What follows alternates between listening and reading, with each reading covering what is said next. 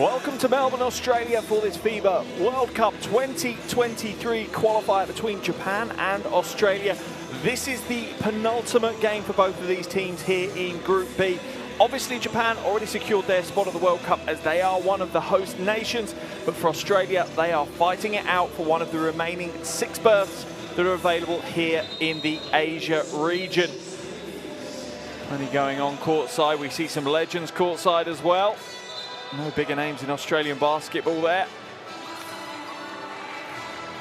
Here is the table as it stands. Australia sitting pretty, 4-0 record so far. Japan, not the qualification campaign they've wanted so far, 1-3. Earlier today, China beat Chinese Taipei 94-58. That secures China's progression through to the second qualification round alongside Australia. However, Japan and Chinese Taipei will fight it out for that final spot that moves through to the second qualification round. Also, do bear in mind every single result from this first round carries through to that second round, so there are no gimme games. Every single game matters fully to these two teams. Last time they met was back in February. The reverse of this fixture, Australia came out 80-64 winners. That day it was Nick Kay who stole the limelight with an impressive 15-point, 11 rebound double-double. Not to mention the 7 assists that he dished out. He's not in the roster tonight, but Australian depth is impressive and they brought together another strong roster. Australian officially are the away team, even though we're in Melbourne. So they will be introduced to the crowd first. You can see they're enjoying themselves as we see Thon Maker come to the floor.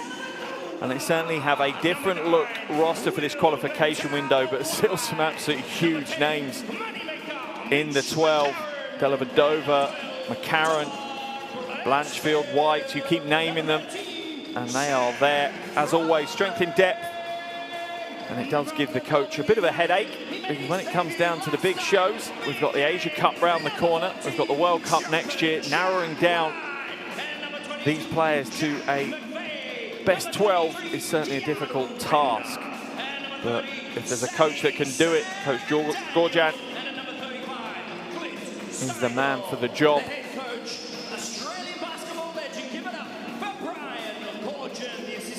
Gorjan being introduced as well as an iconic face of Australian basketball. Some consider him to be the best ever coach domestically in Australia. As for Japan now, as we see Coach Hovas having final words with his team. It's a big era, a big period in time for Japanese basketball history, obviously hosting the Olympics last year, one of the host nations for the World Cup next year, a real opportunity for them to inspire the next generation of ballers in Japan. I'm sure Coach Hovas will be the first to say their qualification campaign, maybe it hasn't gone as much to plan as he would have liked. Slightly different for them though. They're not fighting it out for a spot of the World Cup. They're trying to work out the best rotations. Are there any young stars coming through that should be being given their jerseys? So it is a very different process for Japan building towards the World Cup next year. We're now going to take a break in commentary to respect both national anthems. First the national anthem for Japan, followed by the national anthem for Australia.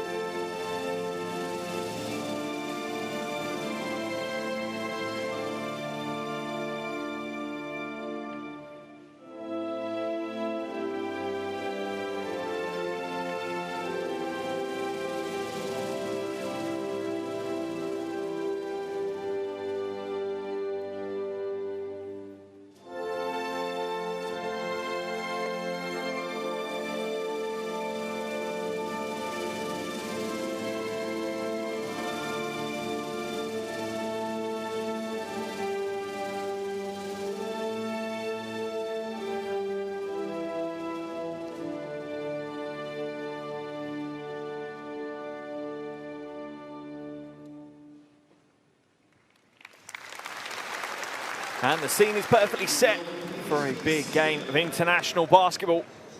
World Cup qualifiers here. Here's our officiating crew: Haja Jaladre, Glenn Cornelio, and Park Kyung-jin from Indonesia, Philippines, and Korea, respectively. Strong officiating crew for what should be a great game of basketball here. Both these teams look to fight it out and improve their chances. For Australia, as I said, they are fighting for qualification for the World Cup. Japan, not the same process for them, but still a big preparation stage for them.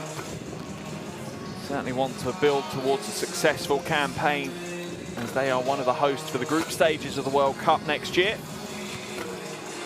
As I said, all change in the Australian roster.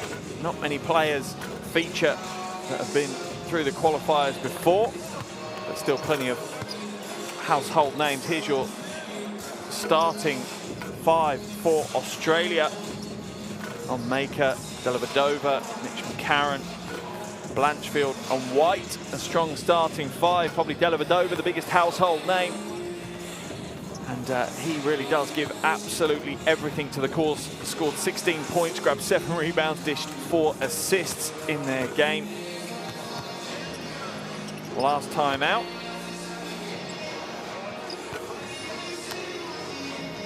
As for Coach Gorgon, as I said, an icon in Australian basketball, helped them secure their first ever Olympic medal in Tokyo against a strong Slovenian side with Luka Doncic in it. So he must know how to coach for sure. Cemented himself in the history books, but how further could he take it if he was able to get them a World Cup medal next year as well? They were 1 win short in China in 2019, Australia. As for Japan, likelihood of them winning the medal maybe a little bit further out. Here's their starting five: Evans, Nishida, Toes, Inoue, and Haramoto. A strong five for Coach Hovas coming out. 7 of the 12 players on that roster have already featured in the qualifiers already.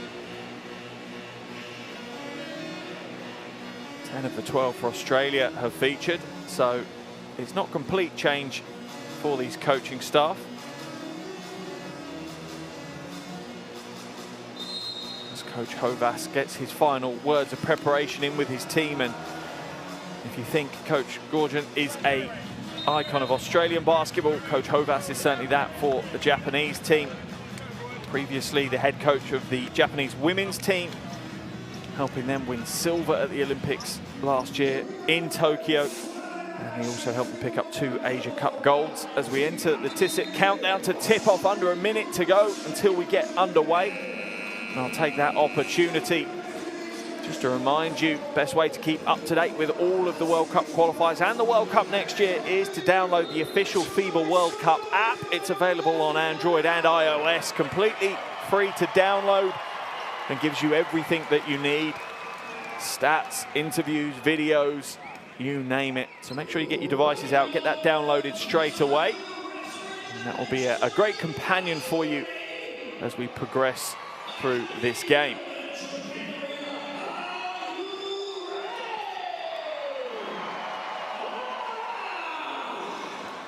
Japan have beaten Australia in the last qualifiers, strangely enough, for the World Cup in China. They won that one 79-78, but most recent history is that 80-64 win for Australia. So you would say that they probably enter the game as favourites. Just slight confusion on the floor at the moment with the officials. I think we are ready to go.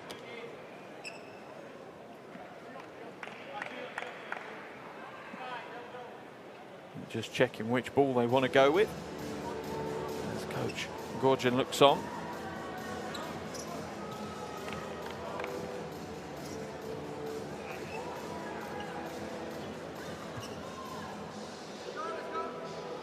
Yeah, just trying to find a basketball. We certainly need one of those to get the game going. They're going to get one of the warm-up balls instead. Looks like we're ready to get things underway here in Melbourne. Action underway here in Melbourne FIBA World Cup 2023 qualifier between Japan and Australia.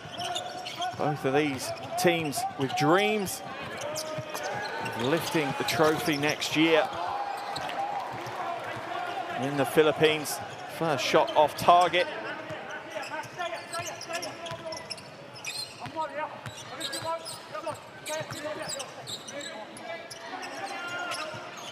Patience at the moment from the Japanese team. Shot goes up. Nishida off target with that one. Maker pings down the rebound. Both these teams can certainly play defense. They're going to be relatively disciplined. Maker then throws it away. Dellavedova flashed for it, but then cut to the basket. Just a bit of a misread. That's sometimes the issue you have in the qualifiers. Obviously, these players don't get a huge amount of time together in preparation for the qualifiers. Consistency of roster can sometimes be a real strength for these national teams. Little step back, Nishida's going again. Once again, doesn't get it. Karen puts it out now to White, to Dellavedova. Gets a shot up, gets it away. Almost a signature form for Dellavedova's jumper. Something you would necessarily coach, but certainly effective. Gets his first points of the game and breaks the seal on that basket. Haramoto goes to the corner to Nishida. Gets it back. Lovely spin move to the basket. The footwork creates the space and an easy finger roll off the glass to get Japan underway.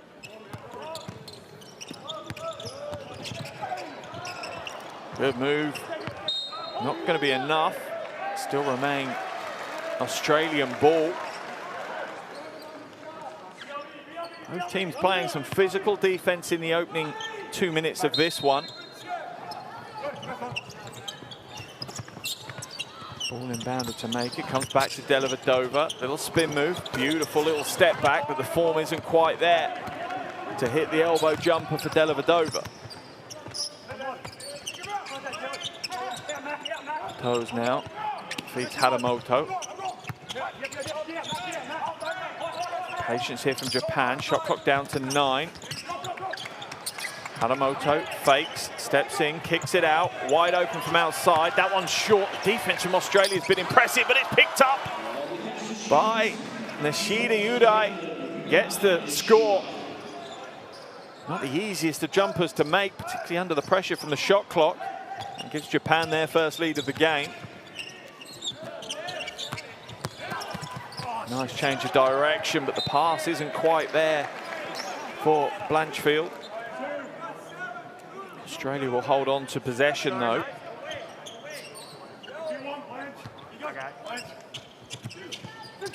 Maker now at the top. Let's go to work as the shot clock runs down. He's going to draw the foul off Luke Evans.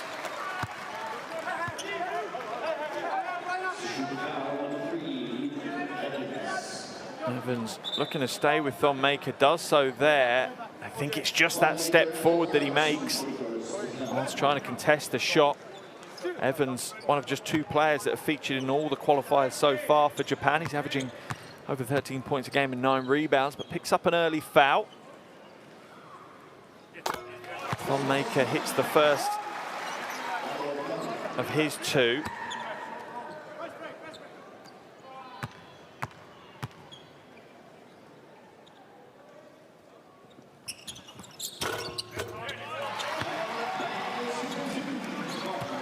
It's the second to go as well. Only 1 appearance in the qualifiers so far for Maker. And in that game, he only scored 2 points, so he's already leveled with that. Shot goes up. That was a tough shot. Gets it to drop. Yoshi hits the triple. A highly contested triple as well. Dellavedova looking for options at the moment. Australia aren't exactly the most fluid. And they're not in line as Maker has his second turnover of the game with another misplaced pass. And here's the shot again. Nice little shake to create the separation. as Australia will make a couple of changes. Into the game comes McVeigh. And Steindl. Into the corner, Nishida no good. McVeigh with his first touch of the ball.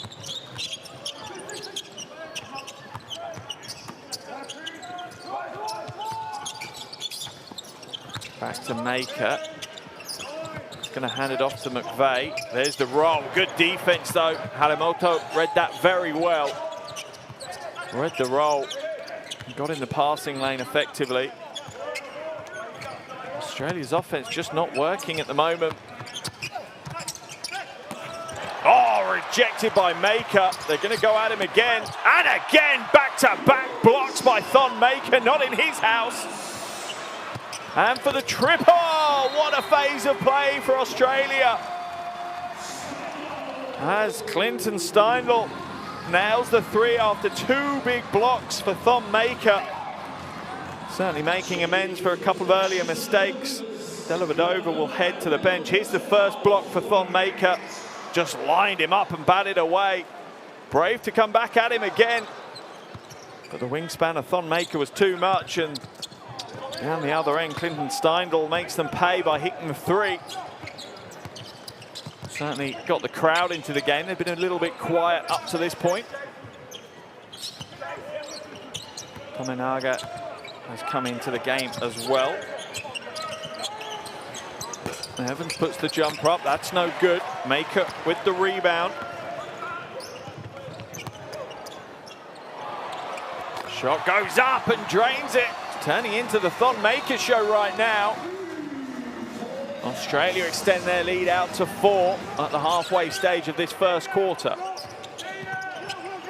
Saito now trying to shape things up. Hands it off to Tominagi. Haramoto's going to come back out with it though. He's got the mismatch. Look at the quick hands and the quick feet. There's Evans. Soft touch, not soft enough. And Australia will pick up the loose ball. McCarron skips it. Another three, no good this time for Steindl. McVeigh's going to get called for the foul as Yoshi Hirotaka hits the floor pretty hard. Refused to let go of the ball though. And Maker goes to the bench. 5 points, 2 rebounds. Good start for him. Oh, looks like Dellavedova's actually cut under his eye. Literally the definition of a basketball warrior, Matt Dellavedova.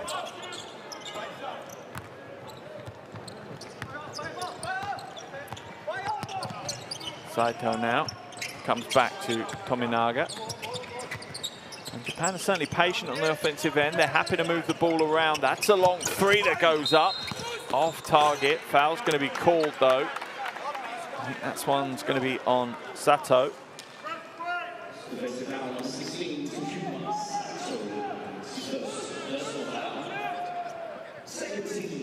Baseline ball for Australia as Coach Hovash barks out the orders. 2-on-1 at the other end though. Froling can't make the most of it. Wasn't the easiest of passes inside and just muscles his way up to the basket. 6-point lead now for Australia.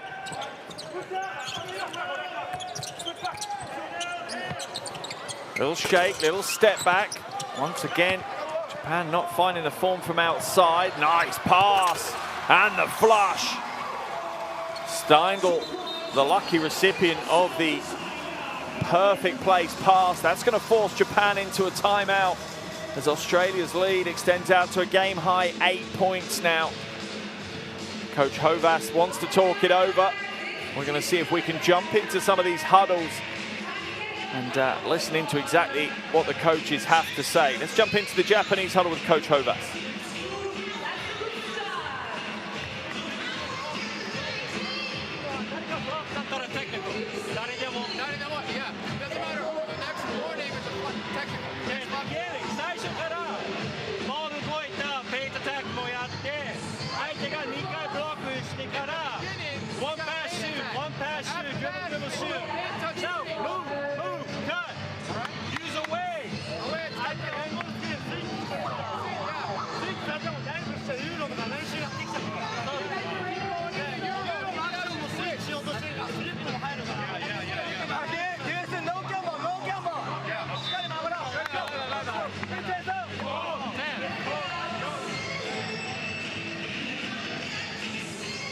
As you would expect, the calm timeout. There's a replay of the pinpoint pass. A court-length pass, millimeter perfection. And Steindl flushes it for the two. Australia a little bit slow to get started. The transition has helped them build a respectable 8-point lead with 3:45 left in the first quarter. Coach Hovas been around the game long enough at the highest levels, making the switch from obviously the Japanese women's team to the men's team. Did so September last year.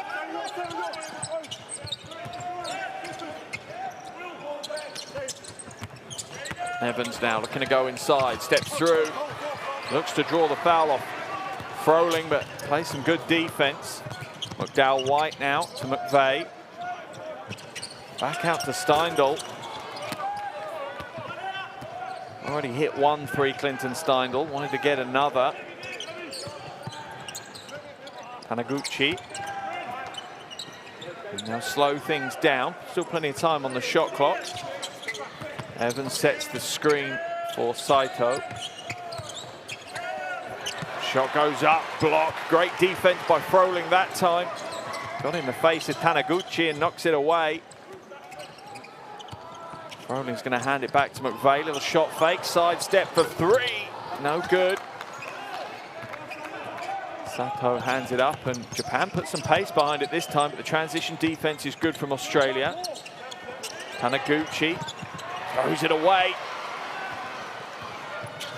McDowell White, wide open for 3, doesn't take it.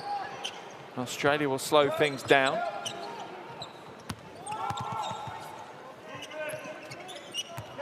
McVeigh now pushes his way to the bucket, gets the score, draws the foul.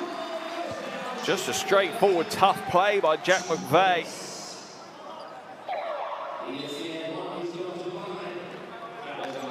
Nothing in front of him, so just goes to work. It's the right call by the officials. It's the arm that's reaching across.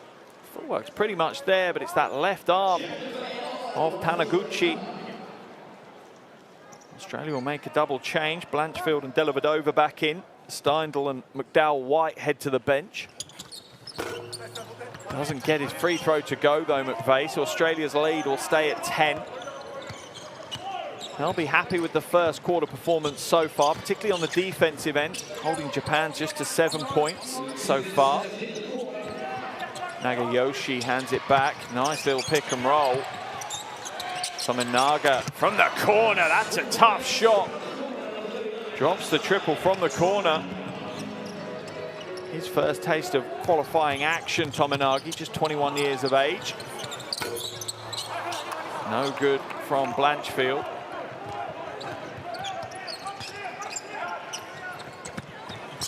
Tominaga, oh, and another 3. He's feeling it. The Nebraska player finding range early here. Has brought Japan back to within 4 points in the blink of an eye. Dellavedova now. Back to McVeigh. Stolen away, yes it is. Good hustle to keep that one in play. Tominaga for another 3, not this time though. Was under pressure, you can't blame him for taking it. Might not have been the best choice, but when you've got a hot hand, confidence was there. Drives inside, McDaniel drops the little jumper. Real textbook play.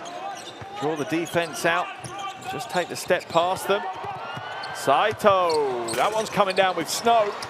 Unfortunately, it's not into the bucket.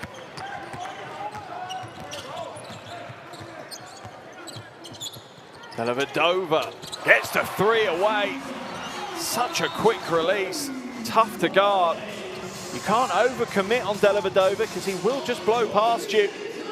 If you don't commit enough, the trigger action on that 3 is unreal. Blink and you miss.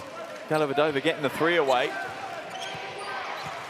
Nagayoshi sets the screen but rolls away. Saito now, he's got the mismatch he wants. The skip pass to the corner was near impossible.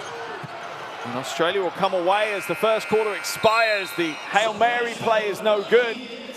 10 minutes down, and Australia in command of this one. After a slow start, they've battled their way into the lead, and at the end of the first quarter is Japan 13, Australia 22.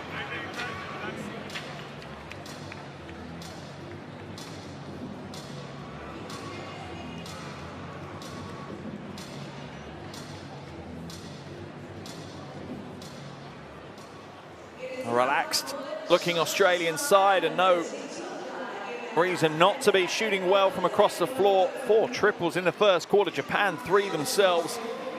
But outside of those 3-pointers, they have struggled. Australia looking the better in the first quarter, but still plenty of action still to go.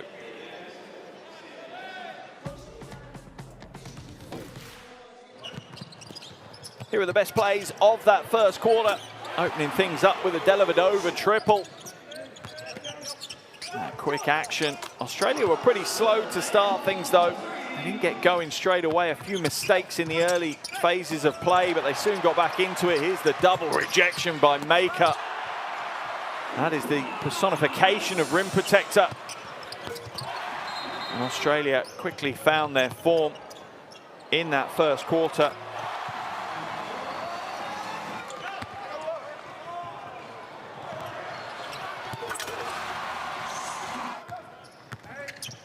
Currently holding the 9-point lead. Was at double digits at one stage, but Japan on the back of Tominaga. Back-to-back threes, got themselves back to within 4. But Australia again pushed back out to that 9-point lead, with Dellavedova hitting the 3 before the end of the quarter break. There's the QR code. Relatively recently released. Courtside 1891, a great app. Jump on that, keeps you up to date with basketball across the world. Sign up to it and you'll get access to plenty of live streams as well, of international games as well as domestic club games. A real hub for you basketball fanatics to get into. Second quarter action underway here in Melbourne. This World Cup 2023 qualifier between Japan and Australia. End of the first quarter, Australia hold a 9-point lead. Hasn't been all their own way though, as we see Haramoto throw it out of bounds. Early turnover in the second quarter for Japan.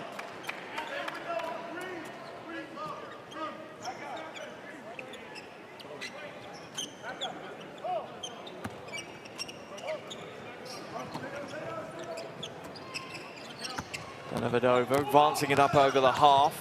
He's going to take it all the way. Steps out. Hands it off to McCarron, no good. Oh, that is a tough rebound, but he can't hold on to it. And Japan will come away with it. Ball back out. Japan will look to revert to the 3 again. They've really leaned heavily on that 3-point shot to keep them in the game so far. I'm sure you all know the adage though, you live by it, you die by it. Stolen away. Good read by Tominaga, as Maker was being locked down by Nagayoshi. Sapo throws it out of bounds. It'll be an Australia ball. 2 turnovers in the first minute of this second quarter for Japan.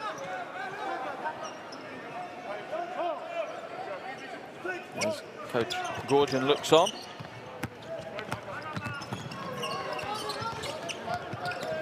Interesting situation for all of these teams, really. Usually, obviously, you're focused on one tournament at a time. But due to the pandemic, some of the continental tournaments have been pushed back as Thon Maker draws the foul. So Asia Cup, that was supposed to be last year, is taking place in 11 days' time in Jakarta in Indonesia. And the coaches and the teams will have half an eye on that tournament and building towards that, as they all want to walk away with the trophy at the end of that one. But obviously they are in the qualifiers for the World Cup and don't want to take their sights off making it to the World Cup. Blanchfield, no good. Dellavedova hustling hard for the rebound. It's going to be a Japanese ball though off the baseline.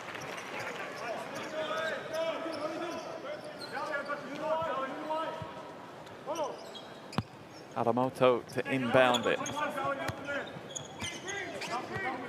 Does so to Yuma Fuji, one of the veterans on this roster. Haramoto back to Fuji. Good ball movement by Japan. Again, they're looking for the three, though. Haramoto's open for the three, but no good this time. Dellavedova to McCarron.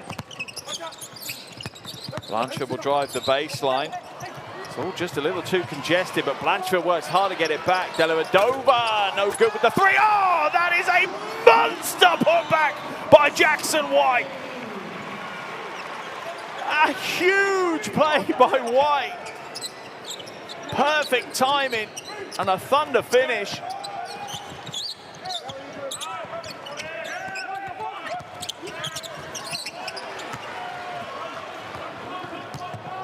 Dellavedova with the alley-oop to Thonmaker. And it's showtime here in Melbourne for the Australian team. Their lead out to a game-high 13. The crowd appreciating the show that they're putting on right now. Not sure Coach Hovas and the Japanese team are particularly.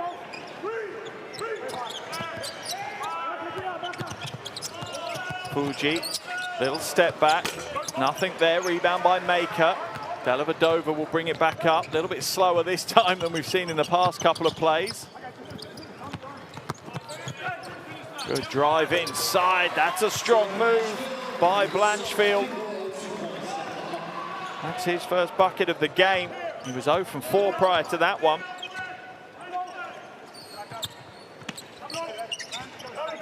Haramoto now in the low post, skips it to the weak side. Shot goes up, no good. Rebound by White.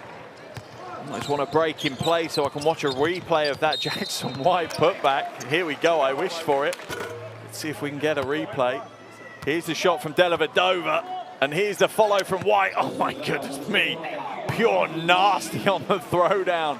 Gives it the roar as well, and there's the lob to Thonmaker. Back-to-back highlight plays for Australia as they put a show on here in Melbourne. Timeout has been called, and Australia's lead is out to 15 points. 6 minutes 36 left in the second quarter. Japan with the timeout. Let's jump into their huddle here, what Coach Hovas has to say.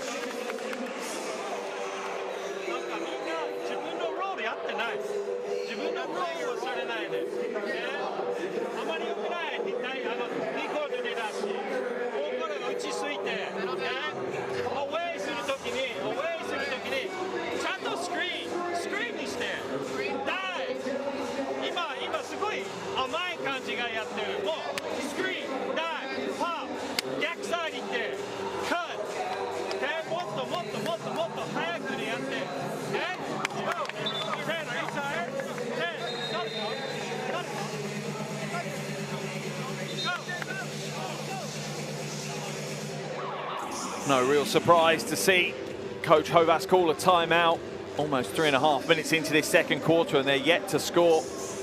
And at the other end, we've seen some big plays, including the Thonmaker alley-oop from Dellavedova. Maker heads to the bench for a well-earned rest.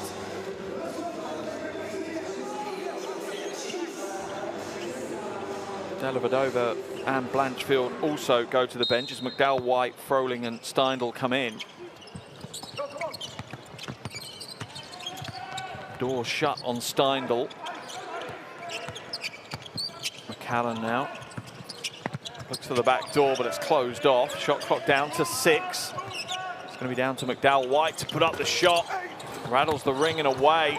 Real rebounding battle between these two teams. A physical affair, to say the least. Nishida with the spin, loses the handle though, and Australia once again out at the races.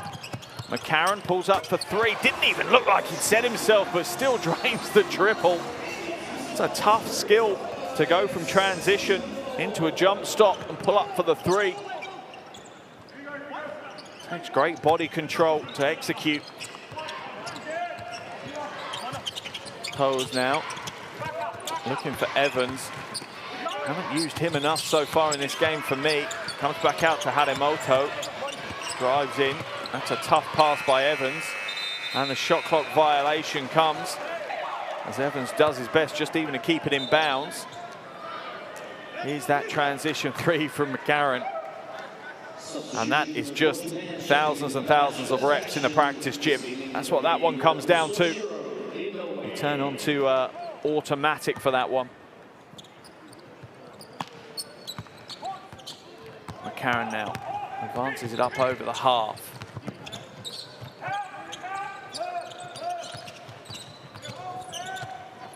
McDowell White will bring it back to McCarron. Steindl now for three, no good. Japan still to score in this second quarter as Australia's defense is just unforgiving, almost stolen away. McDowell White can only knock it out of bounds though. One of the next generation coming through. William McDowell White, just 24 years of age, plies his trade over in Germany for Rose Bamberg. Evans fakes a three, steps inside, goes strong to the basket. And at last, for the Japanese fans, they see some points here in the second quarter, trimming Australia's lead to 16. Froling now. On the pick and roll, the pass was good, but a little low. And every time the shot goes up, Australia crash those offensive boards unbelievably hard. They're not giving up any possessions without a fight. Yoshi trying to shape up Froling, trying to create the space to get the jumper up. Shot clock at 5. Ishida doesn't get the roll. Once again, the fight for the rebound is wonderful. Inoue and McVeigh just flat out wrestling in the paint. McVeigh's going to get called for the holding foul on Inoue. Yeah, it's the right call. And the shove. Love the way that McVeigh's not stepping down from the challenge. Neither was Inoue.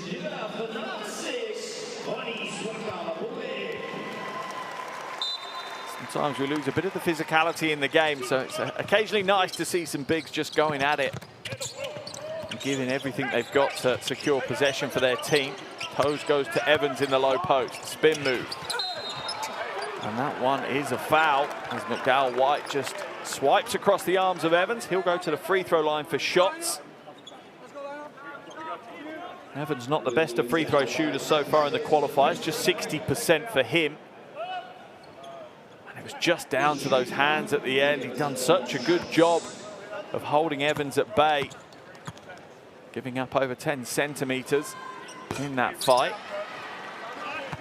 Evans' woes from the free throw line continue as he misses his first.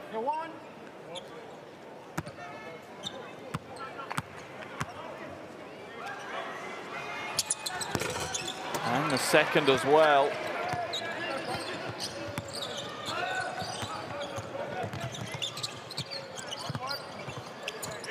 Froling, oh, what a strong move. Textbook big man stuff in the low post. Uses the pivot to perfection. Pose now, looking for options, but just the intensity of the Australian defense is just tough to break down. The physicality, the energy, the pace that they play their defense at is phenomenal. That's a good move, though. As we see Nishida find a way to the basket against McVeigh. McVeigh will go back the other way, though. Quickly return the favor with a score of his own. 4 points for McVeigh alongside 3 rebounds. Once again, Japan struggle from range.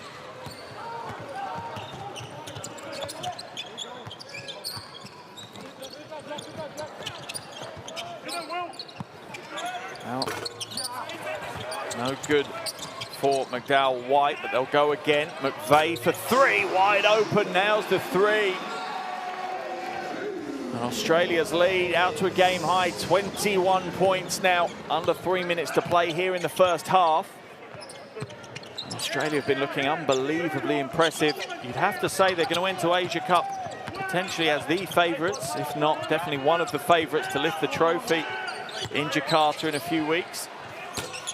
Shot goes up, no good. That time from Yoshi. Dellavedova can't get it to go, but Froling is there to clean up the boards and get the score. Froling up to 6 points now alongside his 5 rebounds.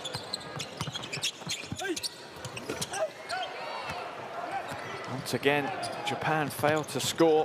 They've only scored 4 points in the last 8 minutes of action. Dellavedova steps inside. He hands it out to Swakaloglu, who gets the score. That's his first score on international basketball stage for the 21-year-old.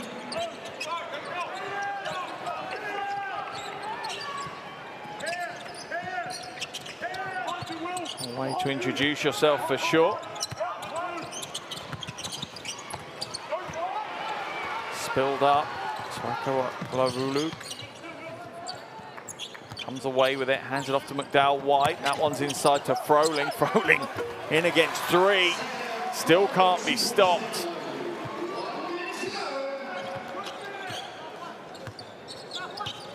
Entering now the final minute of this first half.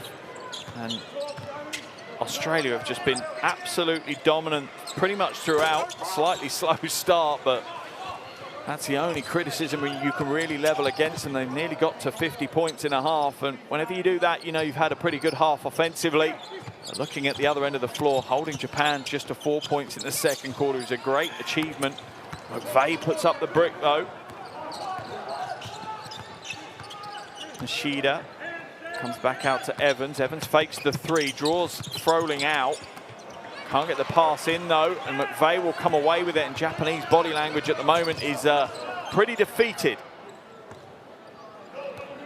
About a 2-second differential between the shot clock and the game clock. Australia are going to run it right down if they can though.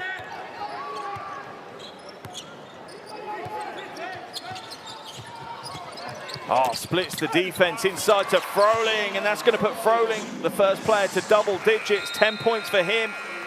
And that's a great way for Australia to sign out the first half of action. Dominant is probably not enough of a word to describe Australia at the halfway stage. It's Japan 17, Australia 47.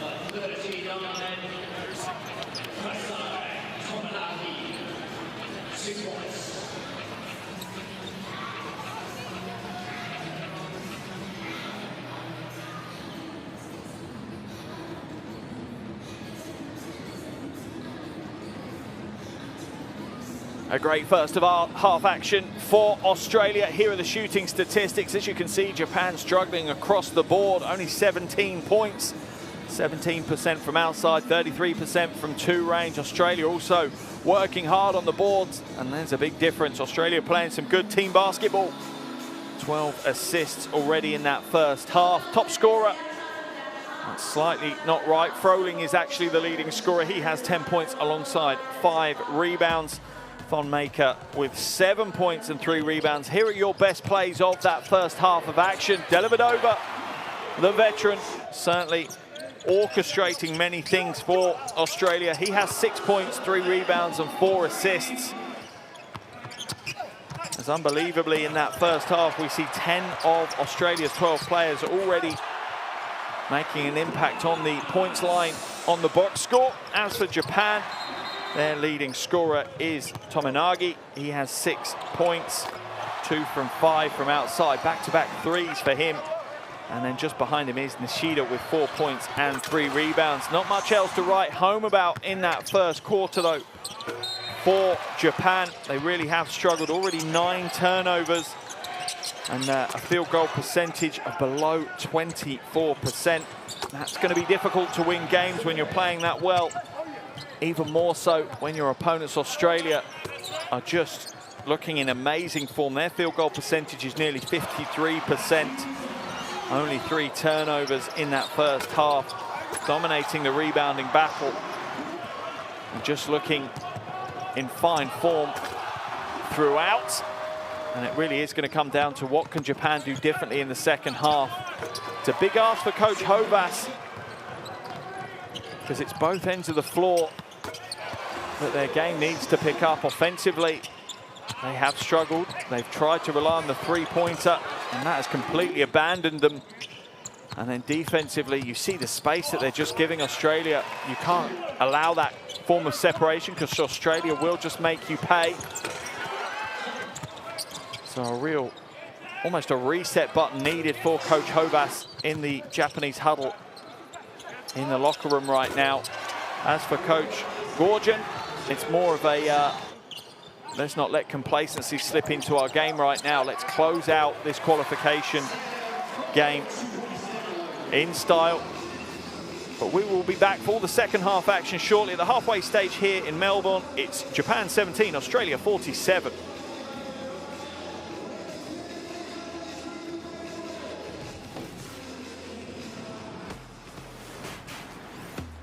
Who will you become when the moment arrives and you're carrying the expectations of an entire nation, representing your people and their dreams, the colorful faces in the streets, the screaming fans in the stands? It's time to make your move. All eyes on you, all hope, all heart. Because when you win for all.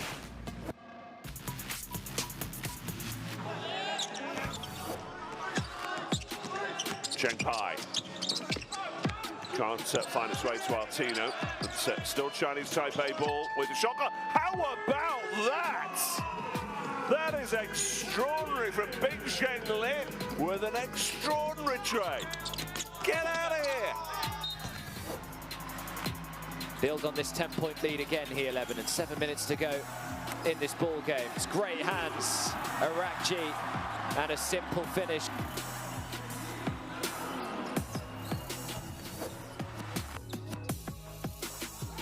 Tipped away by Clemens, chance to run, 2-on-1. Jamshidi, the only man back, and they go upstairs. Lovely little lob pass. And the finish, an easy one in the end for Kazakhstan. Took everyone by surprise as Maxim Marshuk finished it off there. Just wanted Vague to post up. Instead, Vague with a lovely little spin move and a backdoor cut. Loses Taniguchi to get the score. Bertie Ravena has it. Spins, puts it up, gets it to go. They got some talented, skillful players out there, don't they? Zeldowicz now going in the lane now, goes all the way. Another block shot there by Dweri, and now we got transition all the way. Throws it down. Wow. Freddie Ibrahim with a bit of authority on that one.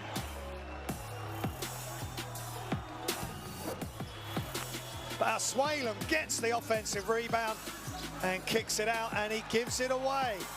Grahita, and left-hand finish and blocked by Murthan Al-Mawani. Saudi Arabia refuse to give anything easy to Indonesia. Look at the hustle. Samuels accepts the pass. Now fakes it, drives in. Oh, what hops he has! And then he hung on the rim and slapped the backboard. Whoa! What a drive from Samuel.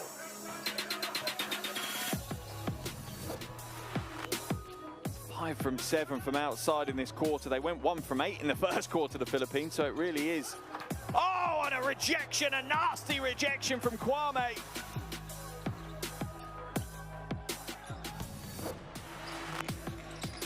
And the pass is stolen, and all alone is Saudi Arabia.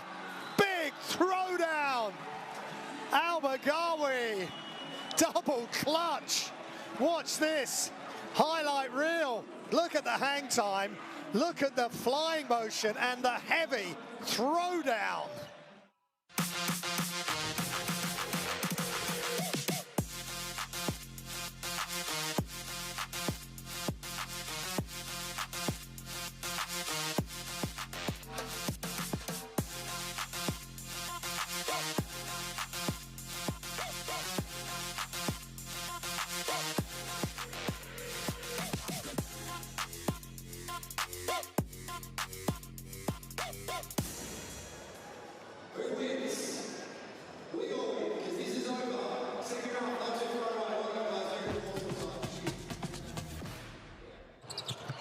Welcome back to Melbourne in Australia for this World Cup qualifier between Japan and Australia.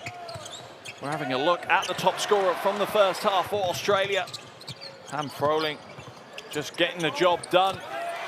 Nothing glamorous about the work he's done so far, but just strong, powerful, technically sound basketball from him. That's got him to 10 points in that first half.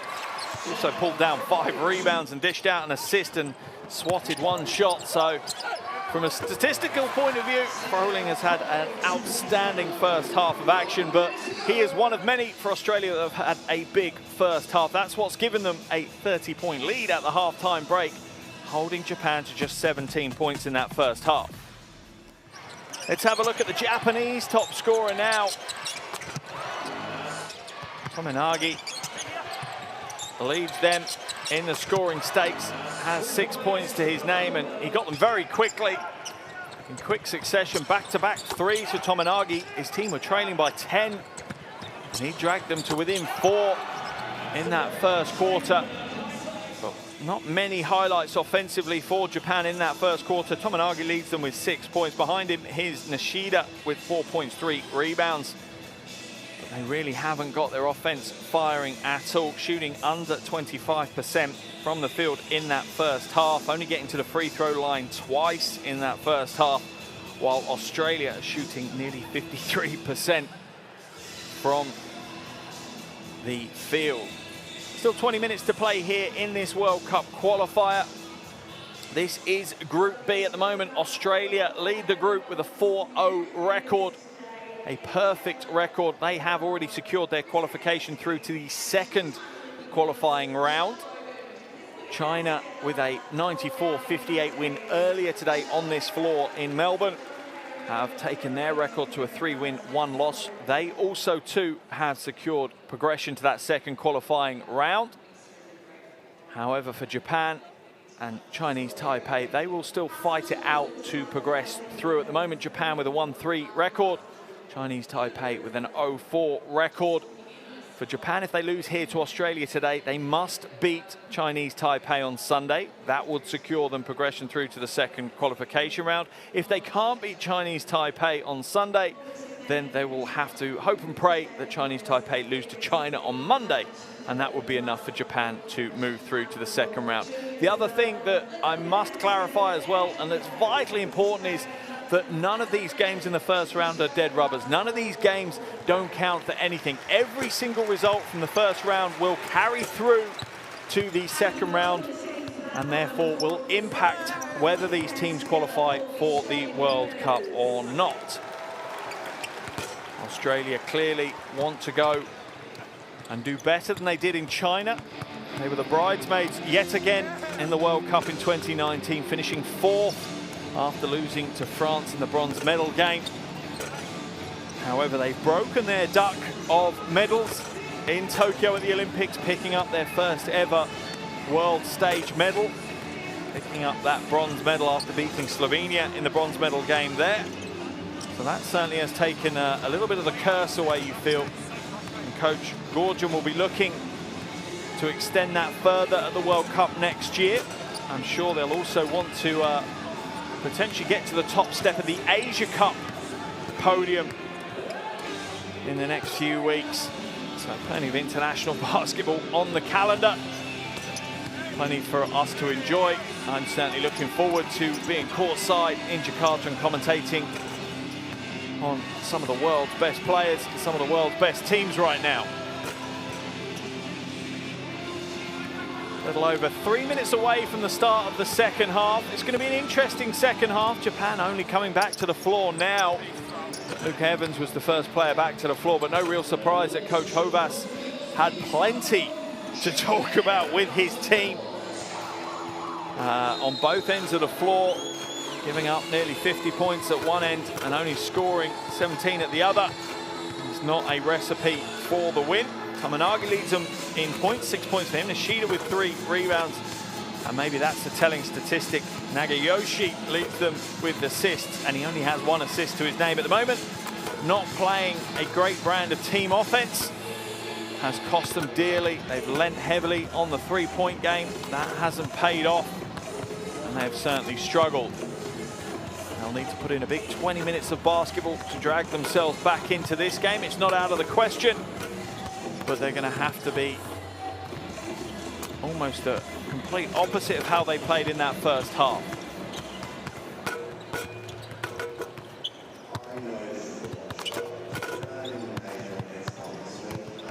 They need to look to the low post a little bit more, some interior game a little bit more. Whether they can do that will be another question. Tominagi certainly got the Japanese fans in the arena a little bit excited. Back-to-back threes brought his team from 10 down to just 4 down in that first quarter.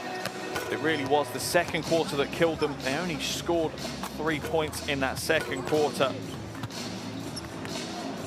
And that enabled Australia to open out this 30-point lead that they now have.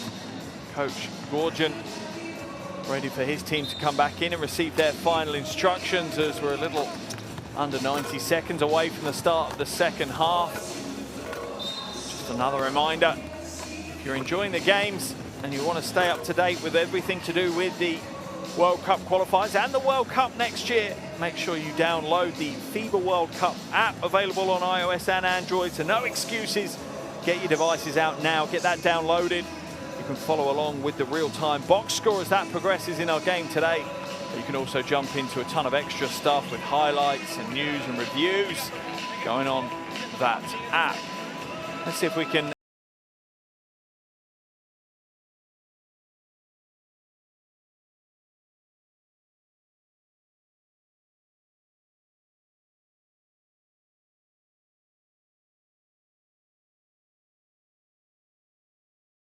Coach Gorgon will be happy with that first half.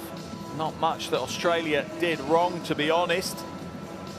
But he's certainly not known for taking his foot off the gas. He'll want his team to keep pushing. This is a building process for both Asia Cup and the World Cup. So he will want his team to keep going for the full 40.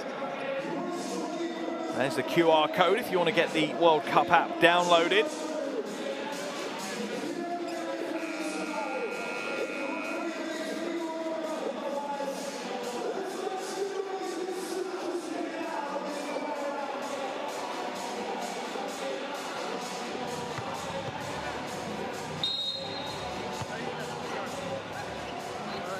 Second half action underway here in Melbourne. FIBA World Cup 2023 qualifier between Japan and Australia at the halfway stage. Australia lead by 30 points, 17 to Japan, 47 to Australia. As Japan now look like they've dropped into a zone. And straight away Australia make them pay. As Blanchfield nails the triple from the corner. Australia certainly aren't a team that you can offer up space on the perimeter. And that potentially is one of the weaknesses of zone. Toes now moves it back to Yoshi. Yoshi drives inside, throws it out. Foul's going to be called on Todd Blanchfield. First foul of the second half. And a little bit of a get out of jail for Japan as the shot clock had dripped down to just 3 seconds. They'll get a fresh 14 to work with on the sideline.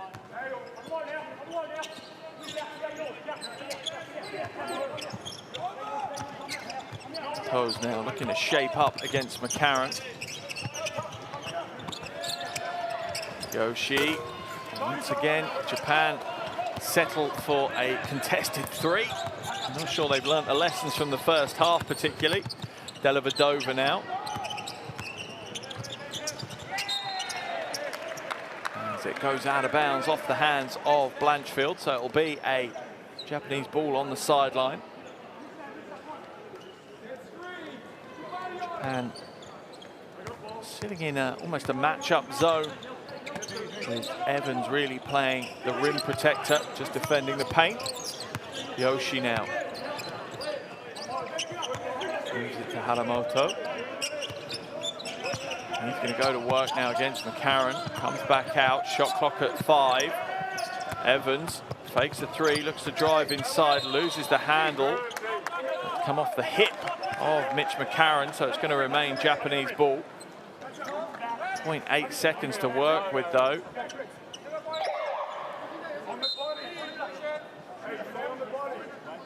As Japan make the change, Tominaga comes in for that catch and shoot three, no doubt, as Yoshi heads to the bench. Good defense as Blanchfield knocks away that shot attempt from Nishida. Elevadova now to Blanchfield, inside to Con Maker. Almost has it stripped away. Go back into him so he can have the dribble. Delavadova, catch and shoot three, nails another one. Delavadova looking good.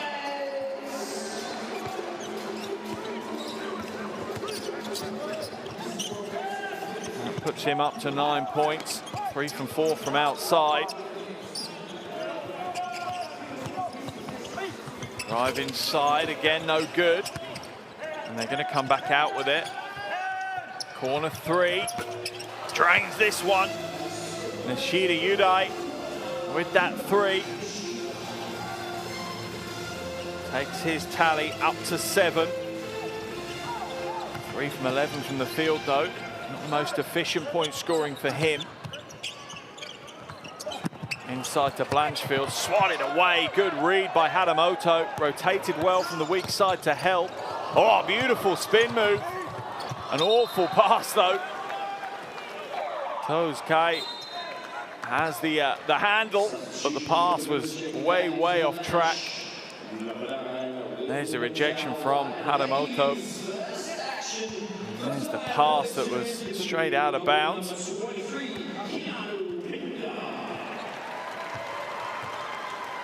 As we see Keanu Pinder come into the action. Hands it off to White. Pinder now at the top, being harassed by Evans. Blanchfield finds just a glimmer of space to get the three away. It's no good. Rebound pulled down by Toes.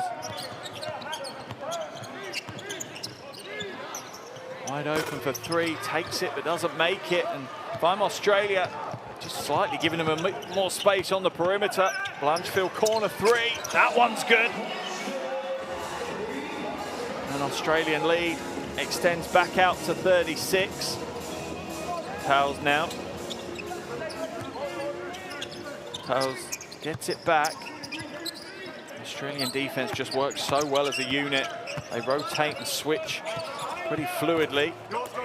Fade away, no good. Blanchfield with his first board of the game.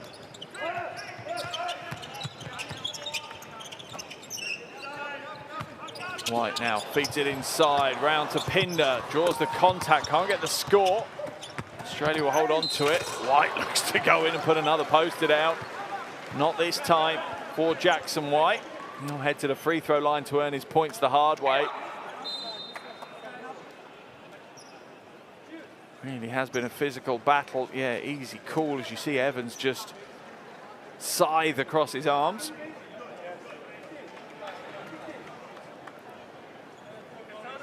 White will go to the free throw line. Had 10 points in his previous game in these qualifiers.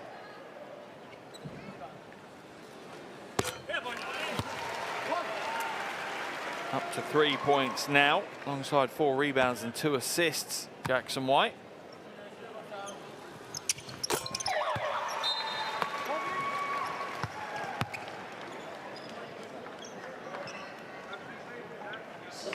He's going to sub out now as McVeigh comes back in. Saito comes in for Towles as well for Japan.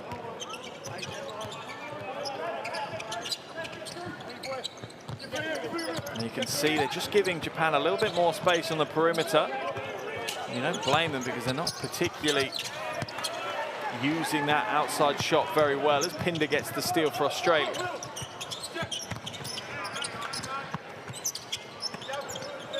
Pinder now going into the low post, looking to back Evans down.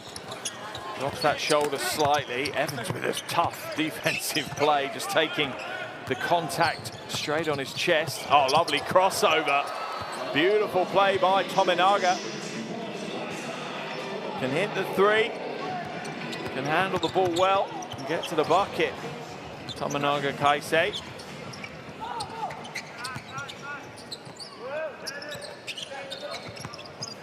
Pinder now hands it back. Mishandled by McDowell White. Shot clock down to 4. And it's stolen away. Tominaga hands it to the trail from Nishida. Pass inside to Evans. Much better team basketball from Japan, and we know this is what they can do. They just haven't done it consistently in the game today. It's that style of play they need to lean on. Quick, fluid, lots of player movement, and working as a unit. Steindl now hands it back to McCarron. He's tripped on his way to the floor, hits the hardwood pretty hard.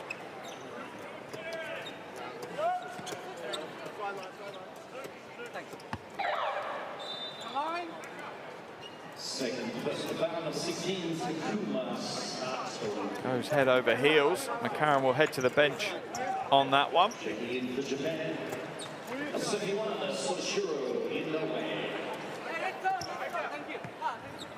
Into the game comes McDaniel instead.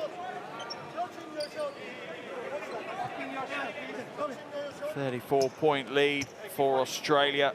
A little under 6 minutes gone here in the third quarter, and it was the dominant second quarter performance that got them the lead. McVeigh for 3, no good this time. Tominaga grabs the rebound. You now looking for options in front of him, but there just isn't anything for him to find the pass. Tominaga for the long, long 3. Low percentage opportunity. Pinder grabs the rebound. And an easy move to the bucket for McDowell White.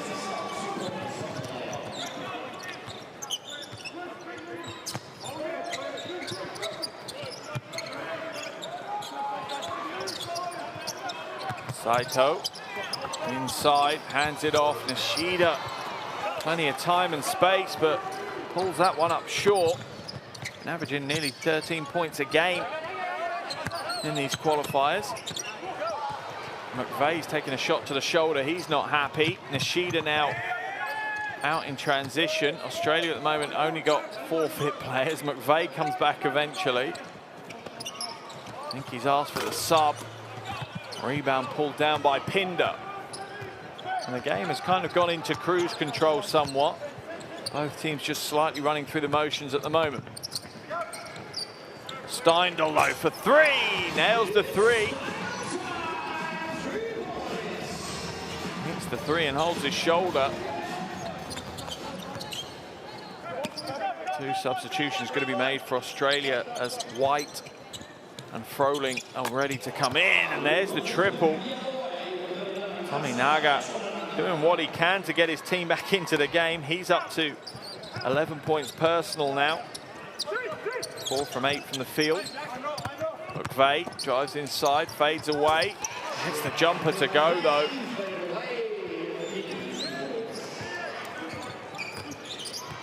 Saito.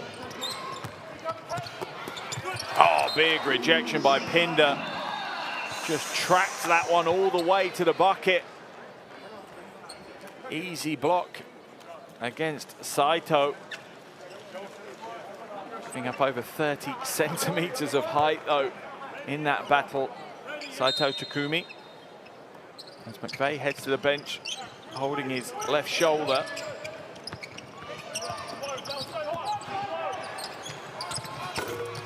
Three once again for Japan, no good. And it will be an Australian ball on the baseline. They continue to work hard to try and make the 3 pay dividends for them, but it clearly isn't right now. 5 from 25, just 20% from outside for Japan. Dellavedova to White.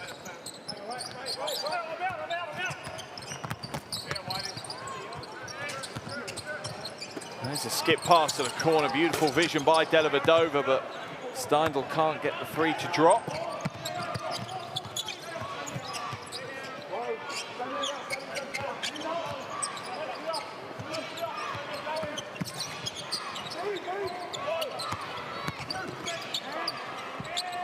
Ball at the top now. Takumi Sato. Saito goes in, no good. Rebound pulled down by the Japanese team. Now for Inoue, goes off the glass, off target. And there's opportunities for Japan that we've seen in this game where clearly they're getting good opportunities and just squandering those chances. They've scored just 10 points here in the second quarter. In the third quarter. Australia scoring 18. As McVeigh, you can see in some considerable pain, receiving treatment on the bench. Backcourt violation is now called. Also receiving treatment for a shoulder injury is Clinton Steindl.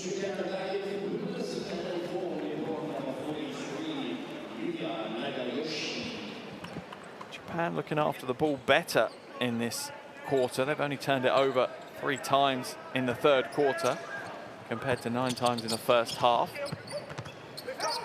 That's a more respectable number of times.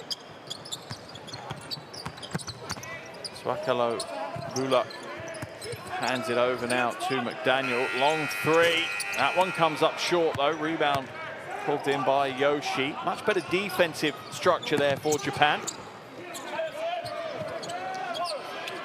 Inoue hands it back now to Tominaga. Stolen away. Foul's going to be called on Saito. It's the right decision from Saito though. With that steal, McCarron was just going to get away into transition if he hadn't.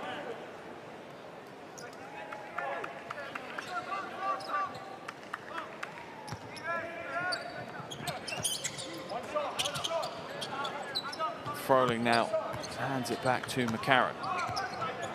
Final 20 seconds of this third quarter. Once again, another strong performance by Australia. It's going to be their lowest scoring quarter of the game so far. As the ball goes out, maybe it isn't. As that takes them up to 21 points in this quarter. And the Hail Mary is no good to close out the third quarter. And that really does sum up how the game has gone for Japan and Australia here in Melbourne. 3 quarters down, it's Japan 27, Australia 68.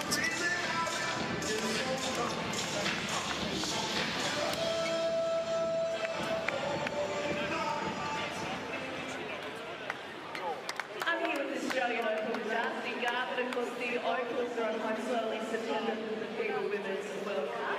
Darcy, great to see you. Another strong third quarter of action for Australia. Here are the shooting statistics. Impressive across the board for Australia and pretty forgettable at the moment for Japan. 19% from outside when they put up 26 shots from distance. That's not a percentage that's going to get you the win. You certainly need to work on that element of the game. They need to understand when the 3 ball's not going, they need to find somewhere else to get their offense started from.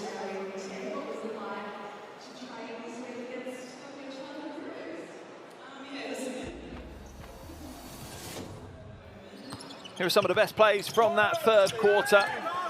Once again, signature of team offense from Australia, with Blanchfeld hitting the 3 from the corner, Dellavedova nailing a 3 from the near side wing. Whilst Japan continue to lean on the 3 as hard as they can. They've had a little bit of success, but not enough to fight their way back into this game. They trail by 41 at the third quarter break. They've only scored 27 points in 30 minutes of play. 13 points in the first quarter, only 4 points in the second, and then 10 points in that third quarter. Whilst Australia at both ends of the floor have looked imperious right now.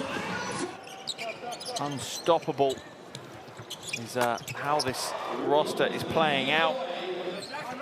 And it truly is a roster as well.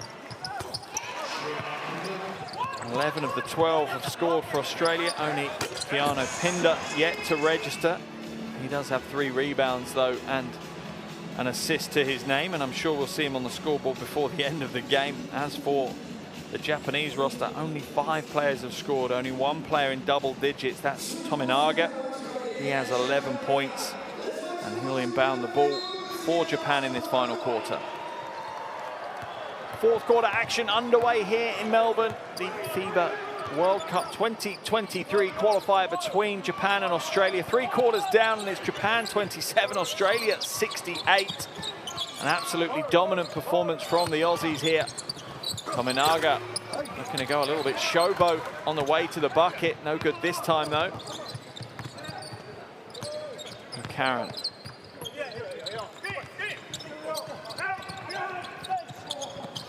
Rolling at the top, and the Australian offense is just so fluid. The players know where they're supposed to be moving, when they're supposed to be moving, and that's creating the space like that for McDaniel to get the score.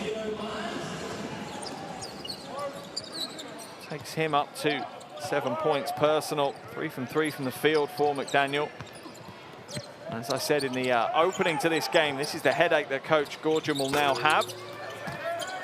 Once this qualification window closes out on Sunday, both of these coaches will have to decide what their 12s that they're taking to the Asia Cup in Indonesia will be.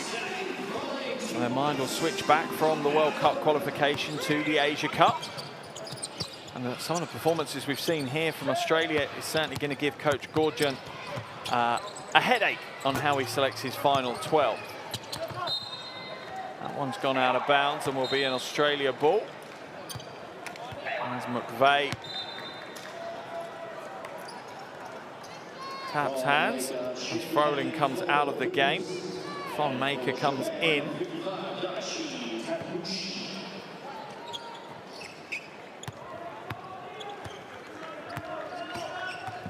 Five-point lead now for Australia.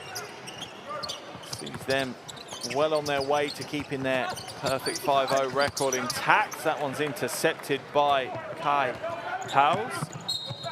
Foul's going to be called on McCarron.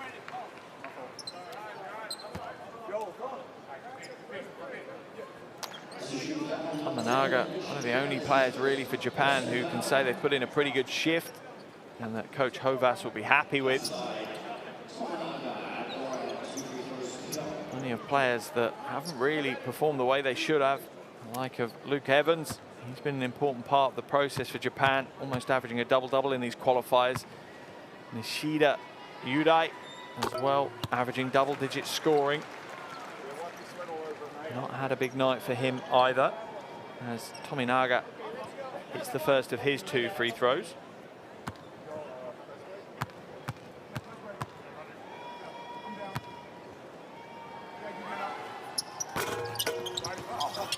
Doesn't get the second to go, but the offensive rebound is there. Foul's going to be called, so Nagayoshi will head to the free throw line.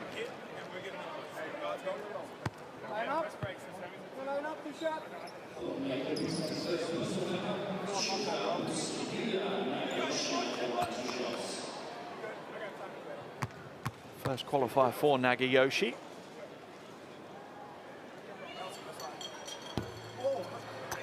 No good with the first free throw attempt. Coach Goorjian will look to use this final quarter, no doubt, to either test some rotations, maybe some different offensive structures, maybe some different defensive tactics, but maybe even more importantly, just to assess some of the players in this team as Japan go into a 1-2-1-1 zone press. I like to see the change. It might be a little bit late in the day for them to do this. It's been broken though, and the 3 ball goes up. The finish isn't quite there though for McDaniel. Taniguchi, no good. Rebound's going to be won by Jackson White, who fumbles his way up over the half. One thing for Jackson White, he's probably guaranteed to feature in the highlight reel from the qualifiers with that putback dunk in the first half. Von Maker hits the floor hard as he tries to go past Nagayoshi. Wonderful sportsmanship once again from the Japanese team. Clinton Steindl on the bench after picking up what looked like a right shoulder injury. Not sure if we'll see him back from that.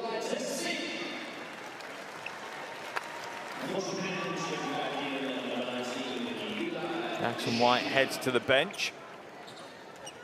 Keanu Pinder comes back into the action, the only Australian not to be on the scoreboard as yet. I imagine they'll look to rectify that. McDaniel, baseline, lays it in. A lovely sweep to the basket for Samuel McDaniel.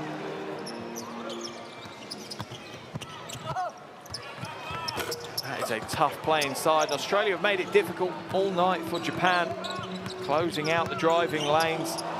Oh, sweet move to the basket for Mitch McCarron. A thing of beauty, seeing a player at his level in full flow, just floating to the basket, a little pump to draw the defense out the way, and the score. As the Australian lead is now at 47. A little over 7 minutes remaining on the game clock. Timeout's been called by Japan. Let's listen to Coach Hovas.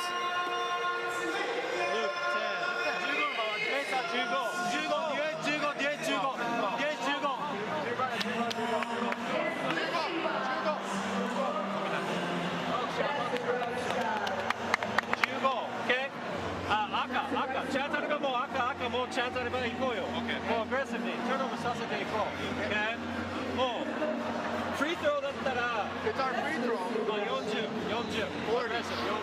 OK 最後まで40 OK もう最後やるかしかないやるかしかない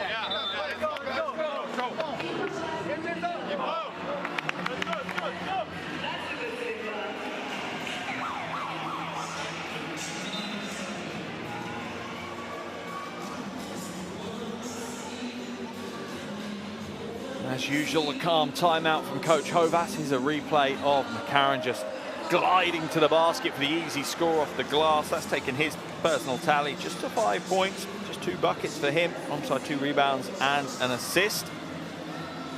5 on the floor, plenty of players there looking to prove a point, maybe stake a claim to a more permanent Boomers jersey. Australia drop into a 2-3 zone now. As I said, Coach Gorgon just looking to adjust things, try different defenses and offenses in this final 7 minutes. Shot goes up, no good. Thonmaker with the rebound.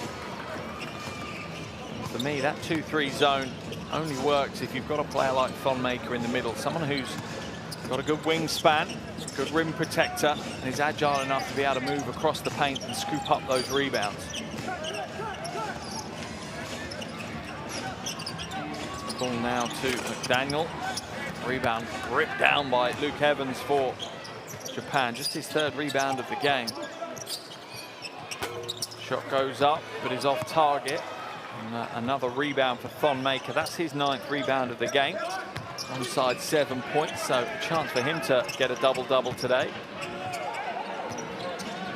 As Pinder scoops up that loose ball. Heads it back to McDowell-White. Into the corner, there's the 3 for Swakalu Bullock.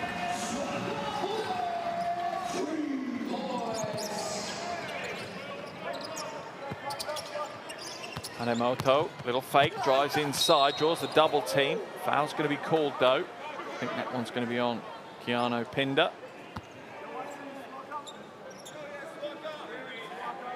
And there's the selfless pass from Pinder to Swakalu Bullock for the 3. That's his 2nd triple of the game. Takes him up to 6 points personal. And extends Australia's lead out to an unbelievable 50 points right now. They are certainly schooling Japan here in Melbourne. Haramoto hits the first of his free throws. And Pinder still remains the only player for Australia not to get on the scoreboard. Does have 2 assists and 3 rebounds though, so maybe we can let him off the hook a little bit.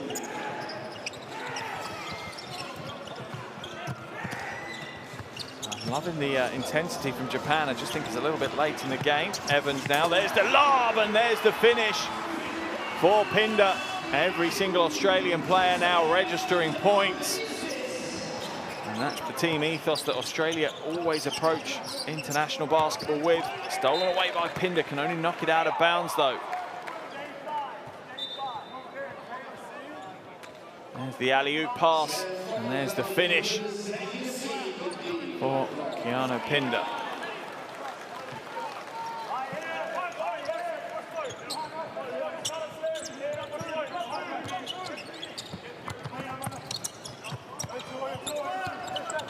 Sheeda hands it back to Evans. Evans looking to drive inside. He's creating the space, but Froling's defense is just all-encompassing as Australia force the shot clock violation. And Froling's just that no-nonsense big that, as a player, as a coach, you just love to have on your team. Just someone that just gets the job done. They're not demanding the ball or the limelight. They are just flat out getting the job done on both ends of the floor. Daniel will come back out to McDowell-White, to Froling. Pass inside to Pinder. Pinder's not happy. He needs to be careful. It'll be an Australian ball on the baseline, though. Their lead still at 50 as we're into the final 5 minutes of this one. McDowell-White to inbound it. Goes long to Froling. Froling to the basket. The door is closed by Evans. That is a long three. Oh my goodness me. That is a logo level 3 from McDowell-White. He was almost on the half, putting that one up.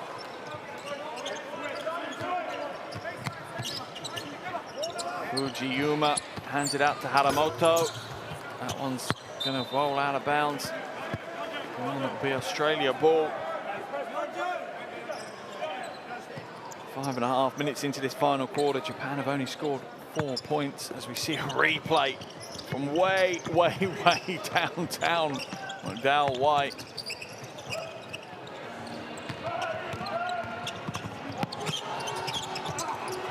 Stolen away by Nishida. He's going to draw the foul.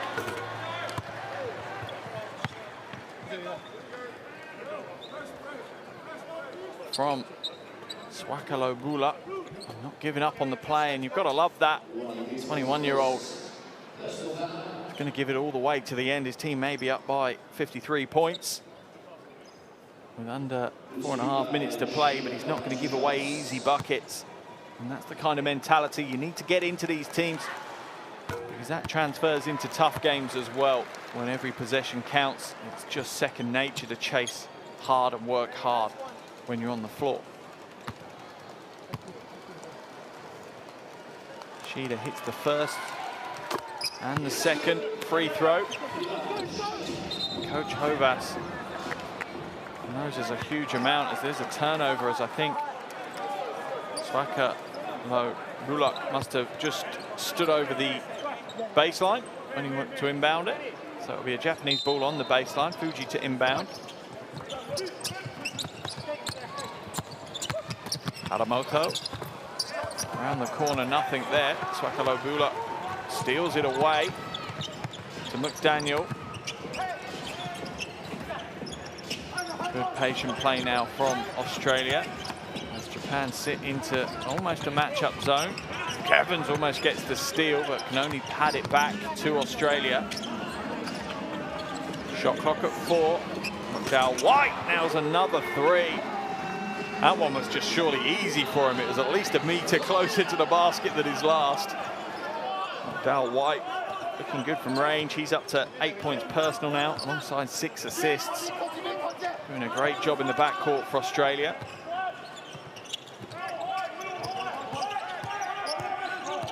Haramoto, nice baseline spin, but the door's closed off on him. Nishida behind the back to Evans, but the shot clock's going to expire.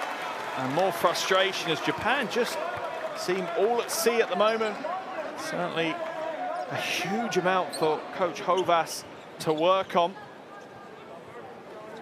They have one more game in this opening qualifying round, Japan, and that's against Chinese Taipei on Sunday. That really could come down to a must-win game for them. If they lose the game to Chinese Taipei on Sunday, then they'll have to hope and pray that China beat Chinese Taipei on Monday. Otherwise, Japan will drop out of the qualifiers at this first stage. Timeout called here in Melbourne. Coach Gorgon wanting to work on something. His team lead by 54. Let's jump into his huddle. Just hold him and throw high there, all right? Seek sideline, real short behind here, all right? On this end, now in the middle of the floor, instead of coming, you back pick it, you go, you come to the ball. Don't move on it. To here, he's coming to the sideline. When he hands it to him, set this and go, and then you flash to the ball. We got you high, front pivot, here, or reverse back. All right? No cross fit. Here.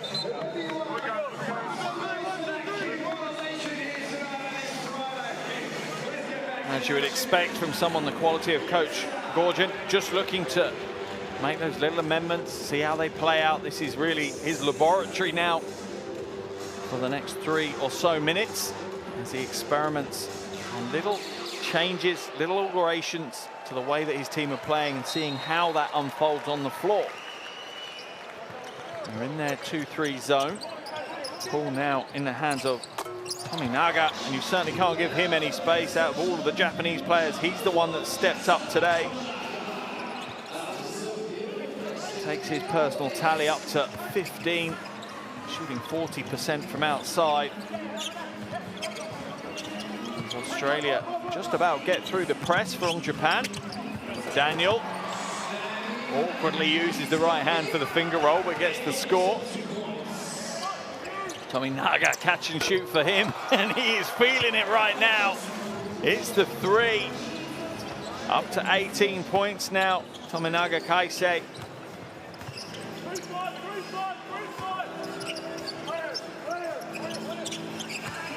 Froling drives to the basket, kicks it back out. Daniel nails the 3. Australia's lead back up to 52. Evans going to work, going strong to the basket, gets his own rebound, goes again. Evans not giving up, just 8 points for him tonight though, alongside 4 rebounds, 4 from 9 from the field. Back just 6 points for Luke Evans. Foul called on Evans.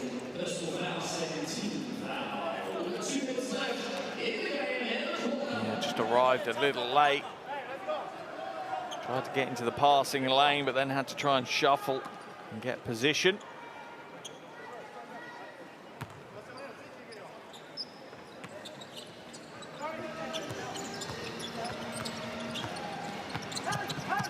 Froling found that slight step advantage over Evans. Sato nails the 3. And I think Coach Gorgon can certainly say his experiment shows that this defensive structure is leaking 3s for Australia right now.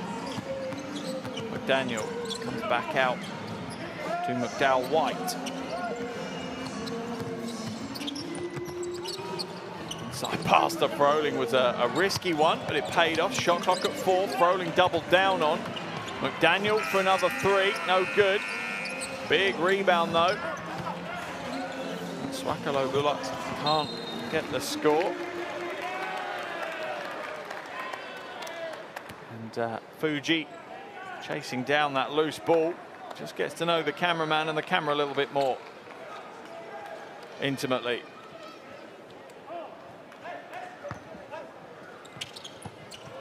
Froling now. A little over a minute to play in what has been an exhibition of world-class basketball from Australia. That shot's no good. Evans pulls down the rebound, his 7th rebound of the game. Fuji now. Step back 3 for him.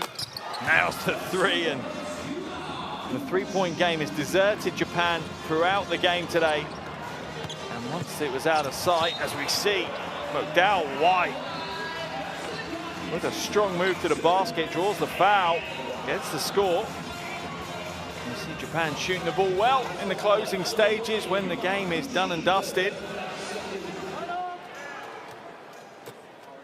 Good concentration from McDowell-White, draws the foul from Fujiyama. We'll head to the line for extra bonus point.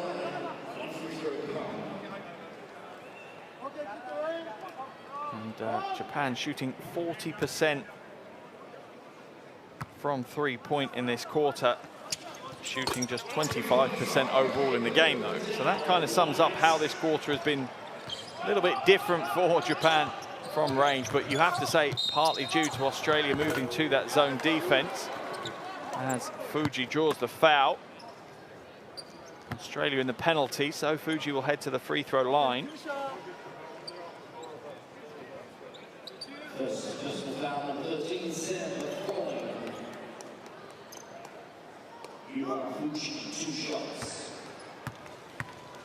And Australia's minds will now switch to their final game on Sunday against China. I imagine that will be a bit of a tougher test than they've had here against Japan today. Coach Gorgon will want to leave this first qualification round with a perfect record. He's going to leave today with a 5-0 record. He wants to leave the window with the 6-0 record. 40 seconds left on the game clock. Japan not stopping, though. The pressure is still there. I like that they're trying to get a little bit of momentum, maybe, to take into Sunday's game against Chinese Taipei. Froling down low. Back out to McDowell-White for three. Nails that one. Australian lead back to 49. About a 2-second differential between the shot clock and the game clock.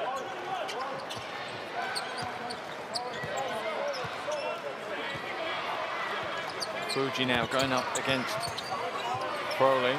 Gets the shot away off the glass for two. I'm not sure he calls bank or not, but he'll take the points, particularly in this game.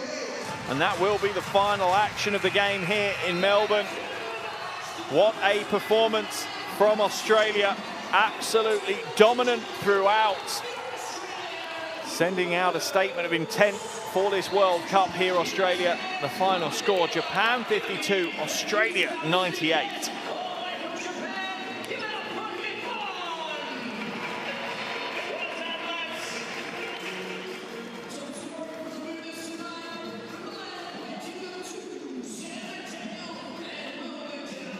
Great performance from the Australian team.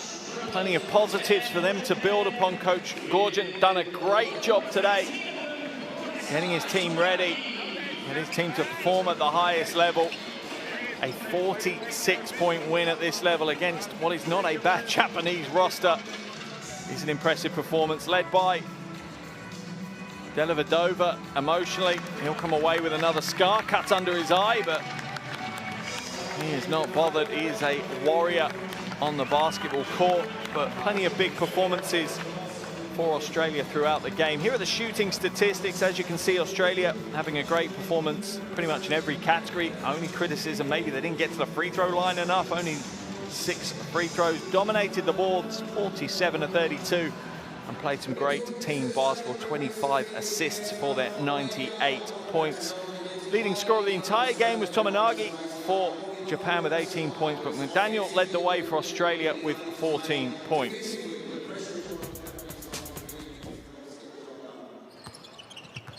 Here are some of the highlights from that second half of action. And plenty of them will be for the Australian team. Dellavedova looked great from range. He was 3 from 4, 9 points, 3 rebounds, 5 assists for Dellavedova. Leading their scoring was McDowell-White with 14 points, as well as McDaniel with 14. McDowell-White also 6 assists to his name. One other player in double digits was Froling. He had 12 points, 6 rebounds, 4 assists and 2 blocks. As for Japan, well, only really one standout player. That was Tominagi Kaisei. He had 18 points and 2 assists. No other player in double digits. Nishida had 9 points and 4 rebounds. And Fuji, with a late surge, came away with 8 points and 3 assists. Really, it's back to the drawing board for Japan. as their progression to the second qualification round is still hanging in the balance. If they face Chinese Taipei on Sunday, and if they win that game, then they will go through to the second qualification round. If they lose that game, then they'll be on tenterhooks. They'll be waiting for Chinese Taipei's game against China on Monday. And if Chinese Taipei win that one, then Japan will drop out of the qualifiers in this first qualification round. Now remember, for Japan, it's not the end of the world. They qualify for the World Cup as one of the host nations. However, it does make a bit of a dent in their preparations if they do drop out. As for Australia, well, they've already secured their progression to the second qualifying round. They're now on a 5-0 record. Also through to the next round are China. They sit with a 3-1 record after beating Chinese Taipei 94-58 earlier today.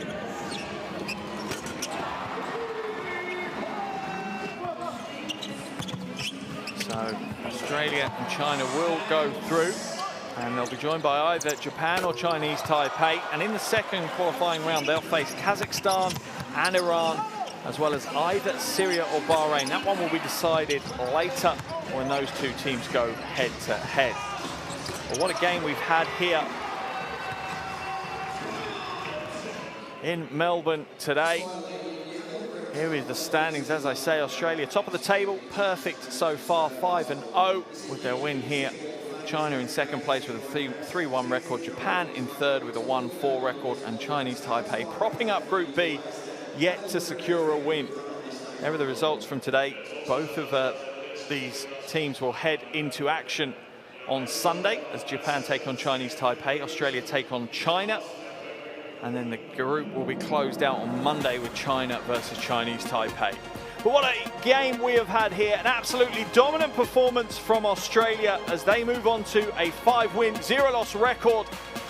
The final score here in Melbourne is Japan 52, Australia 98.